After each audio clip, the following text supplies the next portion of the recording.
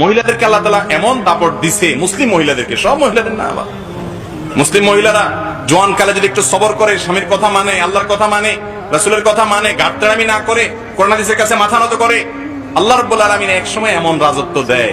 এই যে মুসলিম সমাজে আপনি দেখেন, যখন মহিলা একটু বয়স বাড়ি হয়, ছেলে মেয়ে দু চারটা হয়ে যায়, আস্তে আস্তে তার বাহিনী বাড়ে, জুনুদ, এগুলা এক একটা বাহিনী, ছেলে দুইটা মেয়ে তিনটা, এগুলো বড় হয়, আস্তে আস্তে মহিলা পাকনা আপনার বড় হইতে থাকে, ঠিক না?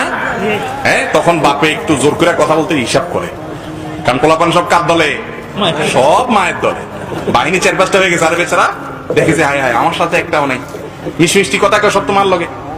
এরপরে যদি ওদের ঘরে ছেলে মেয়ে হয়তো তার কোনো কথাই নেই, পুরা গোষ্ঠীটাই বুড়ির সাথে। তখন এবার বুড়ির দাপট দেখে কে? সেই দাপটটা বেয়াদবি হবে না স্বামীর সাথে, কারণ বুড়া বুড়ির একটা বোঝাপড়া তখন হয়ে যায়। এটা ধমক দেয়, থামেন আপনি, আপনি কি বুঝেন, বুড়া ওইটা এনজয় করে, আলহামদুলিল্লাহ, ওটা বেয়াদবি হবে না। এই যে দাপটটা করতেছে, এই মহিলার যৌবনকালে যদি বলতো